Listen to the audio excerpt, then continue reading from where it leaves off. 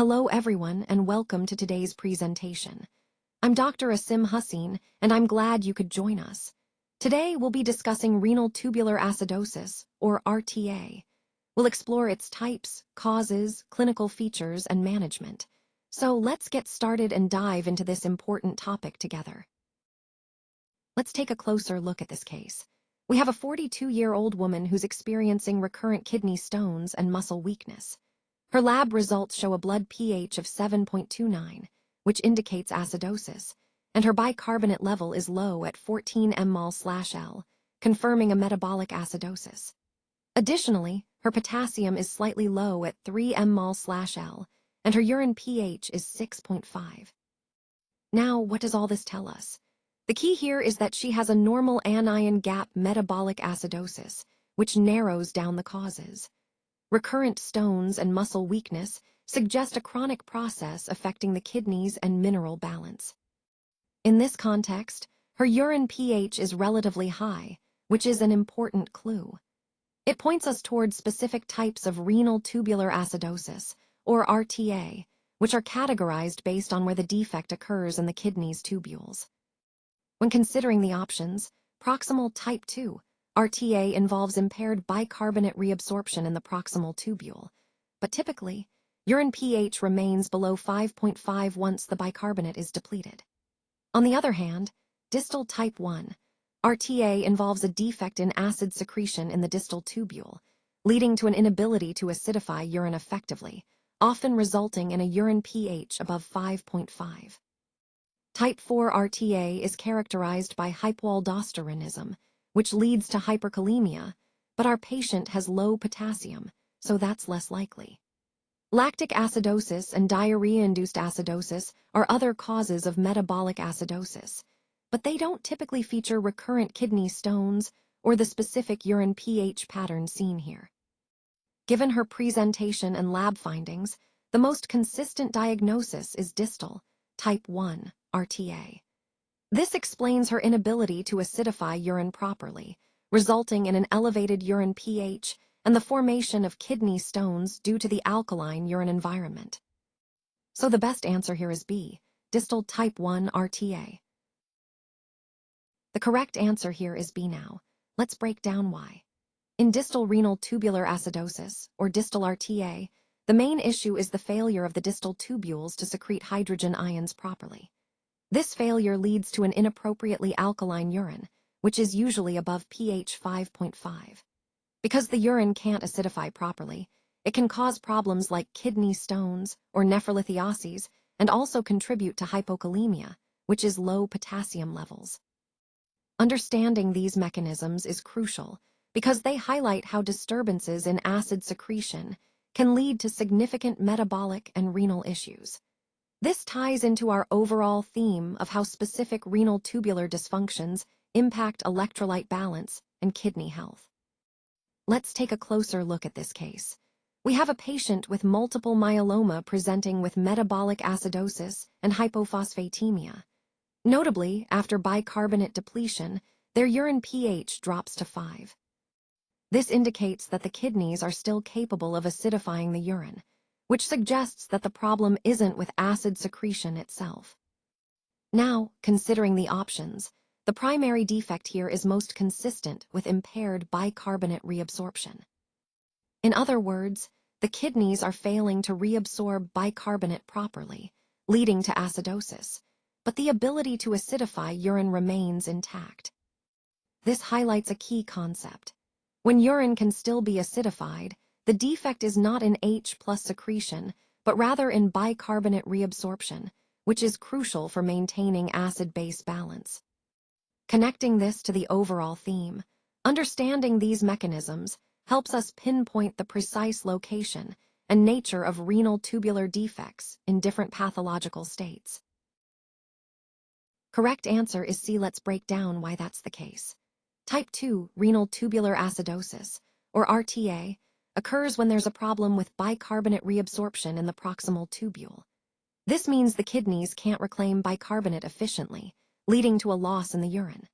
An important point is that this type of RTA is often associated with a condition called Fanconi syndrome, which involves a generalized defect in proximal tubule reabsorption. So, in essence, the key feature here is bicarbonate wasting due to a proximal tubule problem, which is characteristic of type 2 RTA. This connection helps us understand the underlying pathology and guides us toward the correct diagnosis. Let's take a closer look at this case. We have a 68-year-old patient with diabetes and chronic kidney disease, and their lab values show a pH of 7.31, which indicates acidemia, and a bicarbonate level of 17 mmol per liter, pointing to metabolic acidosis. The serum potassium is elevated at 6.1 mmol per liter, and the urine pH is 5. Now, considering these findings, the key question is, which mechanism best explains this acid-base disturbance?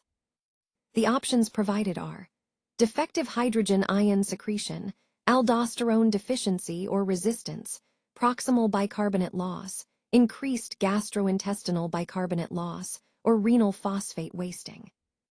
Given the low serum bicarbonate and the acidemia, we're looking at a process causing acid retention or decreased acid excretion.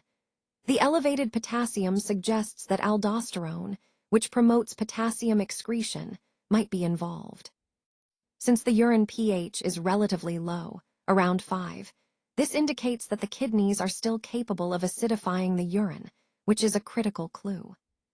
Putting it all together, the most consistent explanation here is a defect in hydrogen ion secretion, likely related to aldosterone resistance or deficiency, which impairs the kidney's ability to excrete acid properly. So the best answer is B, aldosterone deficiency or resistance. This highlights the importance of aldosterone in maintaining acid-base balance, especially in patients with CKD, where renal handling of acids is already compromised. All right, let's walk through this question. The correct answer here is B now. The explanation involves type 4 renal tubular acidosis, or type 4 RTA for short. This condition is primarily caused by hypoaldosteronism, which means there's a deficiency or resistance to aldosterone. Because of that, we see decreased sodium reabsorption in the distal tubules. As a result, less sodium is reabsorbed back into the bloodstream. This reduction in sodium reabsorption impacts potassium and hydrogen ion secretion. Specifically, with less sodium reabsorbed, there's less drive for potassium and hydrogen ions to be secreted into the urine. This leads to a buildup of potassium in the blood, which we call hyperkalemia.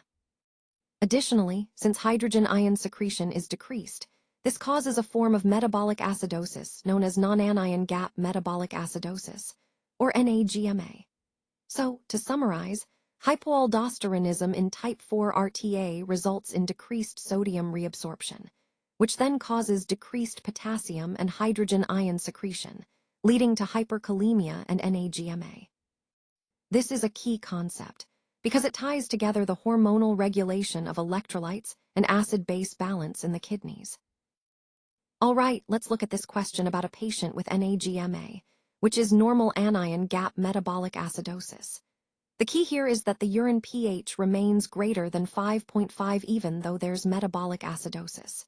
Now, this is a crucial point because, in most cases of acidosis, the kidneys respond by acidifying the urine, making it more acidic. But in this scenario, the urine stays relatively alkaline. This pattern suggests that the kidneys are failing to acidify the urine appropriately, which points us toward a specific type of renal tubular acidosis. Among the options, type 4 RTA is characterized by a failure of the distal tubules to secrete hydrogen ions effectively, leading to an inability to acidify the urine below pH 5.5 despite systemic acidosis. So the most likely answer here is D, diarrhea, because although diarrhea causes NAGMA, it typically does not affect urine pH in this way. The key feature here is the preserved alkaline urine pH despite acidosis, indicating a renal issue rather than a gastrointestinal one. Therefore, when you see a patient with NAGMA and urine pH remaining above 5.5, think of type 4 RTA as the most probable diagnosis, linking back to our overall theme of understanding how different renal tubular functions contribute to acid-base balance. All right, let's focus on the correct answer, which is A. The key point here is that only distal, or type 1, renal tubular acidosis, or RTA, shows persistently alkaline urine even when the body is in acidosis. This is a crucial concept because in most types of acidosis, you'd expect the urine to be more acidic as the kidneys try to eliminate excess acid. However, in distal RTA, the defect lies in the ability of the distal tubules to acidify the urine properly. So, even when the blood is acidotic, the urine remains alkaline. This characteristic helps us differentiate distal RTA from other types of renal tubular acidosis, which might not show this persistent alkalinity. Understanding this distinction is important for accurate diagnosis and management of these conditions. Now, let's look at this question about a patient with Sjogren's syndrome who develops metabolic acidosis and nephrolithiasis. The key points here are the underlying condition, Sjogren's syndrome, which is an autoimmune disorder affecting moisture-producing glands, and the fact that this patient has metabolic acidosis, a condition characterized by increased acidity in the blood. Additionally, they are developing nephrolithiasis, or kidney stones. The question asks us to identify which type of renal tubular acidosis, or RTA, is associated with these findings. Remember, RTA types are classified based on where the kidney's tubules are failing to function properly. In Sjogren's syndrome, the immune-mediated damage often affects the distal tubules, impairing acid secretion. This impairment leads to a specific type of RTA. Looking at the options, the most fitting answer here is type 1 RTA, also known as distal RTA. This type is characterized by the kidney's inability to acidify the urine properly, resulting in systemic acidosis. It's also associated with certain kidney stones, especially those containing calcium, due to the altered urine pH and mineral handling. So, in summary, when we see a patient with Sjogren's syndrome presenting with metabolic acidosis and kidney stones, the most likely associated RTA type is type 1, distal RTA. This connection is important because it helps us understand the pathophysiology and guides appropriate management. The correct answer here is A. Autoimmune diseases like Sjogren's syndrome and rheumatoid arthritis are classic causes of distal renal tubular acidosis, or RTA. What's important to remember is that these autoimmune conditions can affect the kidney's ability to acidify the urine properly, leading to this type of RTA. This connection highlights how immune-mediated damage can disrupt normal kidney function. Understanding these links is crucial because it helps us recognize the underlying causes when patients present with metabolic acidosis. So, when evaluating distal RTA, always consider autoimmune diseases as a key potential cause. All right, let's look at this question carefully. We have a patient presenting with glycosuria despite normal serum glucose levels, along with hypophosphatemia, aminosiguria, and metabolic acidosis. These clues point us toward a specific type of renal tubular acidosis. The key here is to understand what each of these findings suggests. Glycosuria with normal blood glucose indicates that the kidneys are losing glucose independently of blood sugar levels, which hints at a proximal tubular defect. Hypophosphatemia and aminosiguria also suggest a proximal tubule problem, as this segment handles phosphate reabsorption and amino acid reabsorption.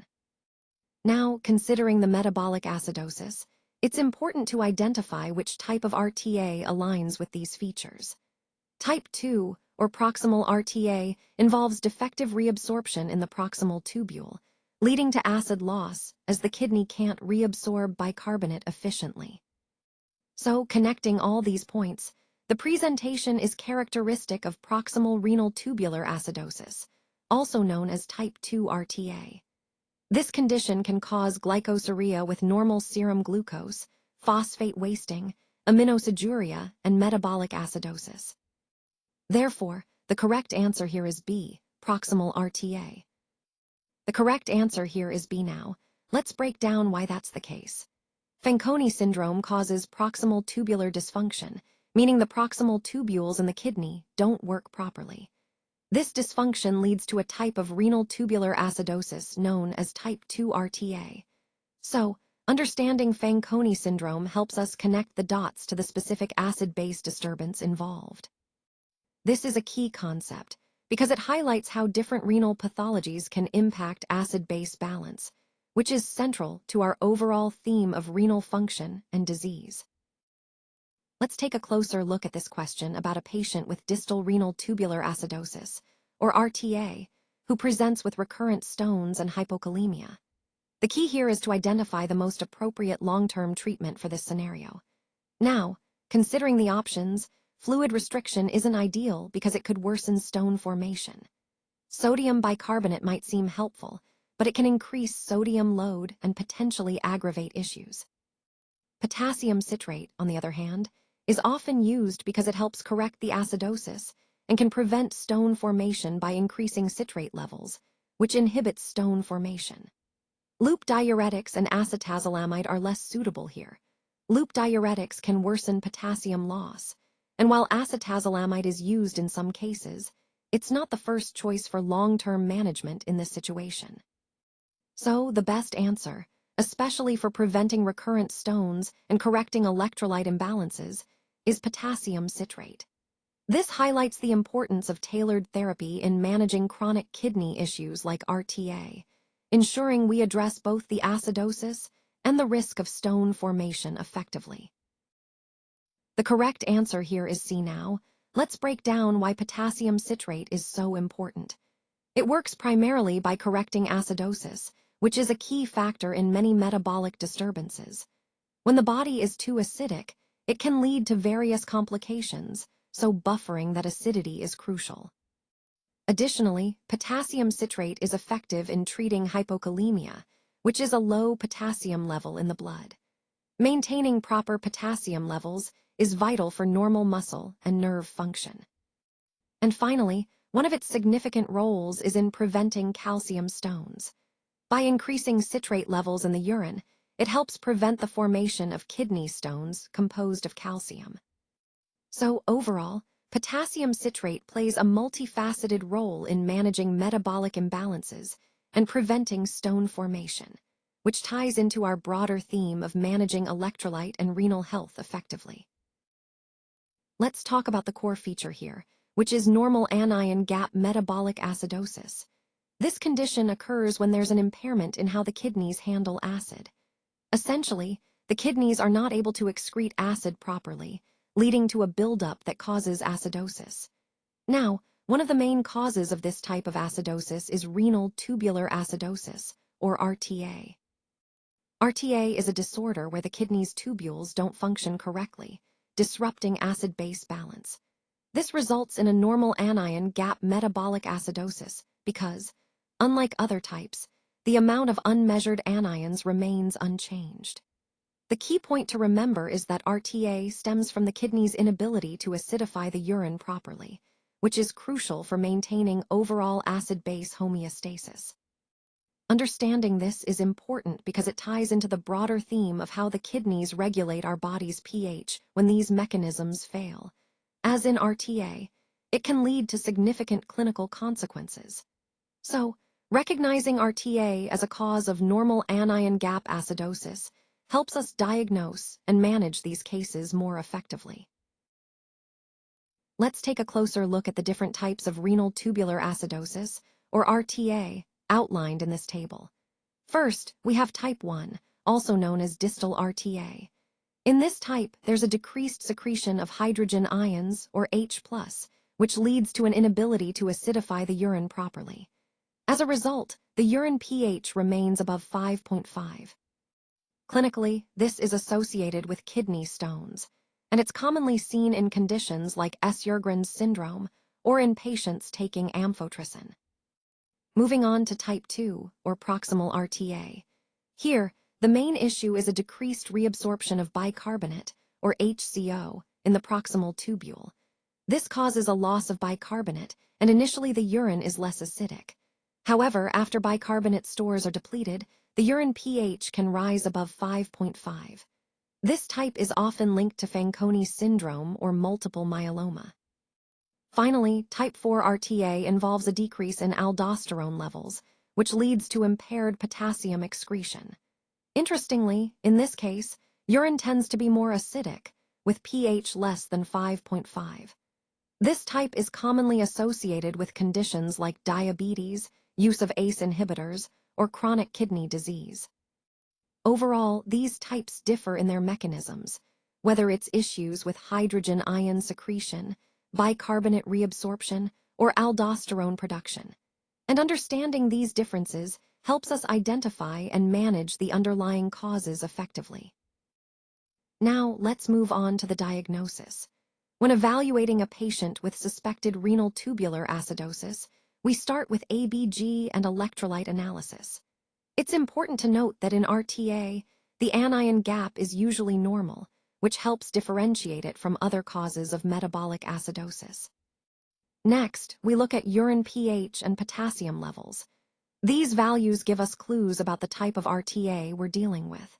For example, in distal RTA, the urine pH is typically inappropriately high despite systemic acidosis.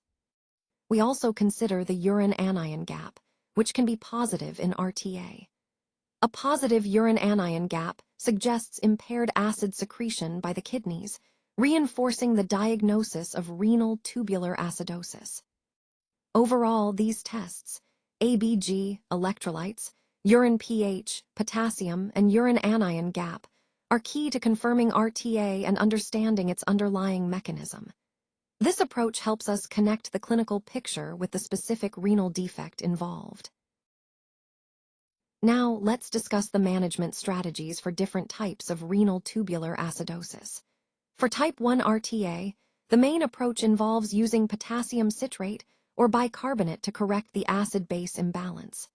These agents help neutralize the excess acid and restore normal pH levels. Moving on to type 2 RTA, the treatment often includes large doses of bicarbonate, sometimes combined with thiazide diuretics, which can help enhance bicarbonate reabsorption and correct the metabolic acidosis. For selected cases, particularly when hyperkalemia is a concern, treating hyperkalemia directly with measures like fludrocortisone can be effective. It's important to tailor the treatment based on the specific type of RTA and the patient's clinical situation. Overall, managing RTA requires a thorough understanding of the underlying pathophysiology to choose the most appropriate therapy. Let's go over some key pearls for MRCP. First, hyperkalemia is often associated with type 4 renal tubular acidosis. Remember, this type is characterized by a decreased ability to excrete potassium, leading to high serum potassium levels. Moving on, if you see stones along with alkaline urine, that's a hallmark of type 1 RTA, which is distal RTA. It's important because it helps differentiate it from other types.